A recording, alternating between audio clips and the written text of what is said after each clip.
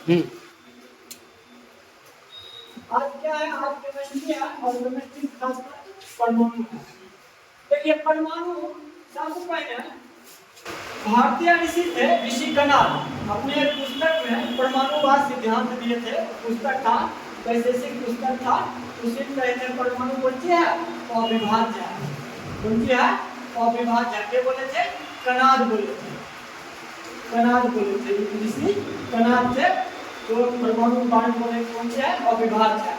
ठीक है, परमाणु की होता है तत्व का जहाँ सबसे छोटा इकाई को होता है परमाणु कहते हैं। तत्व का सबसे छोटा इकाई को कहा जाता है तो परमाणु कहा जाता है। और की कहा जाता है, परमाणु जो है स्वतंत्र अवस्था में नहीं रह सकते हैं, लेकिन रासायनिक अभिक्रिया में क्या करते हैं, सहयोग कर सकते हैं। बाद में परमाणु के बारे में बहुत सारे बोले, लेकिन सबसे फेमस हुए हैं परमाणु डाल्टन हुए हैं। डाल्टन का परमाणु सिद्धांत था कि 1808 में प्रतिपादित किए थे परमाणु का डाल्टन सिद्धांत। तो उनका एक पुस्तक हुआ करता था, तो कौन, a new system of chemical philosophy. कौन, a new system of chemical philosophy. इसी के साथ पहले परिचित हैं, परमाणुवाद का सिद्धांत दिए हैं। और उन्होंने बोला है कि पदार्थ का सबसे छोटा कण जो होता है, जो कण से मिलकर जो पदार्थ का सबसे छोटा कण है वो परमाणु है। इसी परमाणु से मिल करके कोई पदार्थ का क्या होता है, निर्माण होता है। और इसी परमाणु को बोले हैं क्या डॉक्टर साहब, कि परमाणु कौन सी होता है, अविभाज्य कण है। और क्या जो है तत्वों का वर्गीकरण अगर देखेंगे तो जो डाल्टन साहब ने परमाणु भार के कलम में सजाया है। और इनका जो परमाणु सिद्धांत इनका जो है डाल्टन का, वो रासायनिक सहयोग के सिद्धांत पर आधारित है। और कहा जाता है कि जो है डाल्टन का परमाणु सिद्धांत अधिक दिनों तक मान नहीं रहा है, क्योंकि जब से रदरफोर्ड ने अपने परीक्षण किए हैं उन्होंने कहा कि नहीं, परमाणु क्या है, विभाज्य कण है। जबकि डाल्टन कैसे आप बताते हैं कि परमाणु अविभाज्य है। तो ये बात को खंडन क्यों कर दिए हैं, ये बात को खंडन किए थे रदरफोर्ड। और रदरफोर्ड कहते हैं परमाणु कौन सी है, विभाज्य कण है। और परमाणु भी है ना, बहुत छोटा छोटा कण से मिलकर बना होता है। और इन कणों का नाम कौन सी दिए थे, तो electron, proton, neutron, positron, neutrino, बायमेंस, इस सब से मिलकर कौन सी बना है, परमाणु बना है। लेकिन प्राथमिक तीन जो है कण, इलेक्ट्रॉन, प्रोटॉन, न्यूट्रॉन, इसी कण को कहा गया है मौलिक कण या फंडामेंटल पार्टिकल बोला गया है, फंडामेंटल कण बोला गया है। वही रदरफोर्ड थे, जब परीक्षण कर रहे थे तो परमाणु के बीच में जब अल्फा कण का बौछार गुजारे थे तो उन्होंने देखा कि जब बीच में कोई ले जाता है तो थोड़ा विचलित हो जाता है। तो ऐसी बारे में बोले थे कि नहीं नहीं, कोई बीच में कोई परमाणु का ऐसा कोई चीज है या कोई ऐसा चीज है जहाँ से क्या होता है, रे क्या होता है, रिफ्लेक्ट करता है। जब उस चीज को इन्होंने कहा, इस चीज को नामकरण कौन सी दे दिए हैं, नाभिक दे दिए हैं। और कहते हैं कि परमाणु का समस्त द्रव्यमान कौन होता है, नाभिक होता है। और नाभिक का द्रव्यमान को ज्ञात किया जाता है तो प्रोटॉन की संख्या प्लस न्यूट्रॉन की संख्या से ज्ञात किया जाता है। इसका पूरा परमाणु का वजन को ज्ञात किया जाता है। और यही बोले हैं कि प्रोटॉन की संख्या, प्रोटॉन प्लस न्यूट्रॉन को ही न्यूक्लियॉन्स बोला गया है। प्रोटॉन प्लस न्यूट्रॉन को क्या बोला गया है, न्यूक्लियॉन्स बोला गया है। और यही जो है बाद में जो है परमाणु कौन सी है, इलेक्ट्रॉन, प्रोटॉन, न्यूट्रॉन या न्यूट्रॉनस बना है। तो इसके आधार पर परमाणु को दो प्रकार में बांटा गया है कण के आधार पर। तो कौन-कौन कण, एक परमाणु होता है अस्थायी कण, एक होता है वो अस्थायी कण। अस्थायी कण कौन-कौन चलाते हैं, अस्थायी कण चलाते हैं इलेक्ट्रॉन, प्रोटॉन और न्यूट्रॉन। और अस्थायी कण कौन-कौन चलाते हैं, न्यूट्रॉन चलाते हैं, पॉजिट्रॉन चलाते हैं, बायमेंशन चलाते हैं। सब अस्थायी कण है। तो वो अस्थायी कण कहते हैं जो परमाणु में तात्क्षणिक समय के लिए उसका क्या हुआ, जो परमाणु में तात्क्षणिक समय के लिए प्रकट होता है तो वो कण क्या कहलाते हैं, वो अस्थायी कण कहलाते हैं। जो परमाणु में अस्थायी रूप से प्रकट होते हैं वो अस्थायी कण कहलाते हैं। जैसे इलेक्ट्रॉन हो गया, प्रोटॉन हो गया, न्यूट्रॉन हो गया है।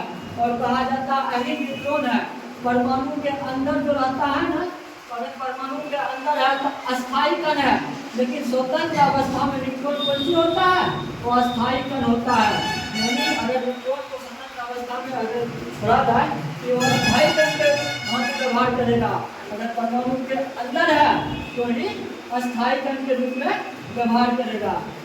अब अस्थायी कण के बारे में देखते हैं। सबसे पहले कौन सी है? इलेक्ट्रॉन। इलेक्ट्रॉन को खोज के किए थे जे थॉमसन ने किए थे। और इस पर कैसा चार्ज होता है? ऋण आवेश चार्ज होता है। और इस पर आवेश कितना होता है?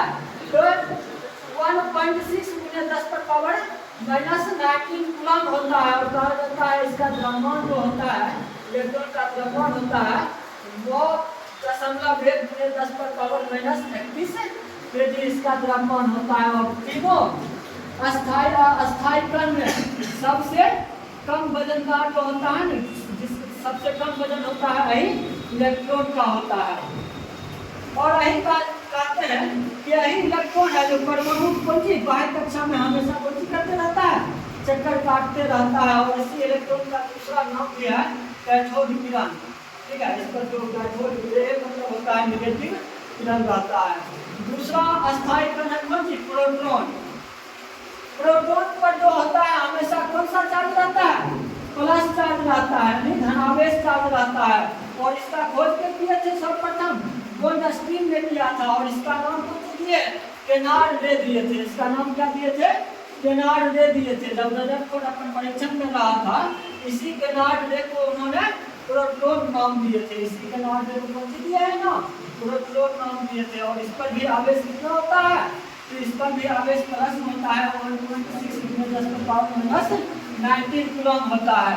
और इसका द्रव्यमान होता है 1.67 × 10⁻27 केजी इसका द्रव्यमान होता है। तीसरा अस्थायी कण है न्यूट्रॉन। न्यूट्रॉन जो कण है, न्यूट्रॉन कहा जाता है उदासीन कण है। इस पर कोई चार्ज नहीं होता है, इस पर नो चार्ज। इस पर क्या होता है? नो चार्ज, इस पर चार्ज नहीं होता है। और इसका खोज जो किए थे ना जेम्स चैडविक किए थे। ये न्यूट्रॉन का खोज किए हैं जेम्स चैडविक किए थे। और ये कण कैसा होता है? उदासीन कण होता है। और कहा जाता है इसका द्रव्यमान जो होता है प्रोटॉन के द्रव्यमान से लगभग तनिक ज्यादा होता है। इसीलिए कभी कभी इसको प्रोटॉन के बराबर न्यूट्रॉन भी द्रव्यमान मान लिया जाता है, लेकिन तनिक प्रोटॉन से ज्यादा इसका द्रव्यमान होता है। और तीनों अस्थायी कण में सबसे ज्यादा द्रव्यमान होता है तो इसी न्यूट्रॉन का होता है। सबसे ज्यादा द्रव्यमान किसका होता है? न्यूट्रॉन का होता है।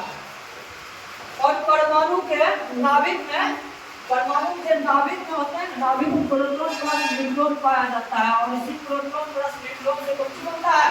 पूरा समस्त परमाणु का भार ज्ञात होता है। यानी एक फॉर्मूला यहाँ से निकल जाएगा, परमाणु भार बराबर क्या होता है? प्रोटॉन की संख्या प्लस न्यूट्रॉन की संख्या। और एक रहता है एक अपवाद में हाइड्रोजन के 3 समस्थानिक होते हैं।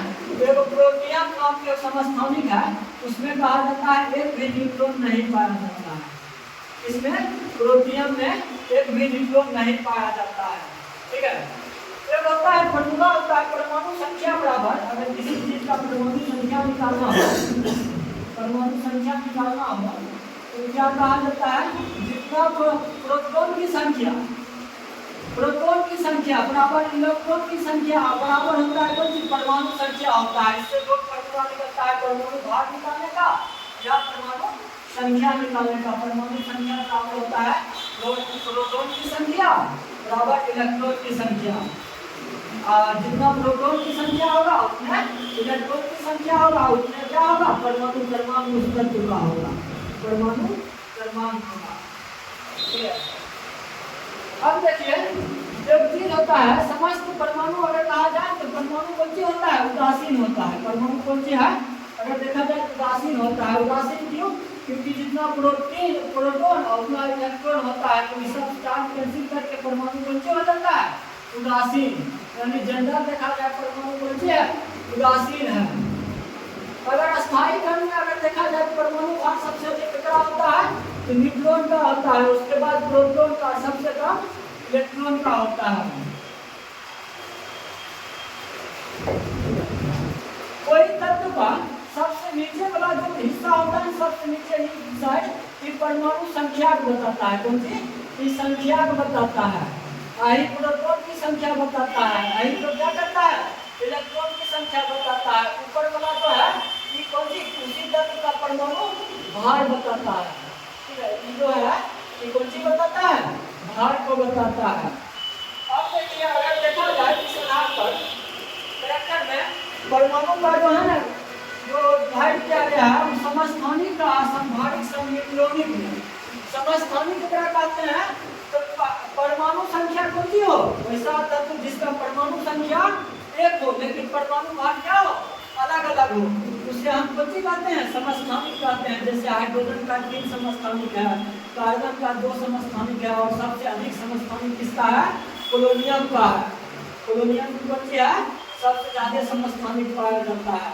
और हाइड्रोजन में 3 समस्थानिक में होता है, प्लूटोनियम, ड्यूटेरियम, ट्राइटिनियम।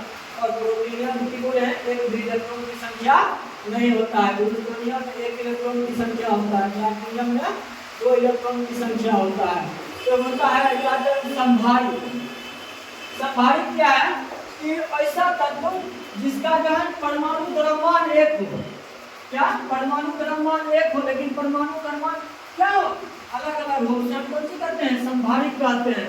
क्या बोले हैं, परमाणु द्रव्यमान अलग अलग हो।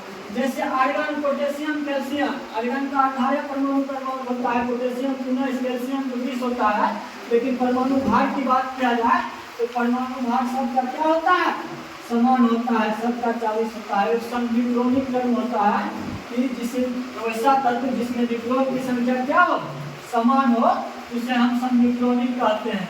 समविकलनिक जैसे सोडियम मैग्नीशियम क्या हो जाता है, इसमें न्यूट्रॉन की संख्या समान है लेकिन इसका परमाणु द्रव्यमान जो है अलग अलग होता है। अगला बात पढ़ेंगे परमाणु की संरचना, उसी पढ़ेंगे अफवाह और सिद्धांत।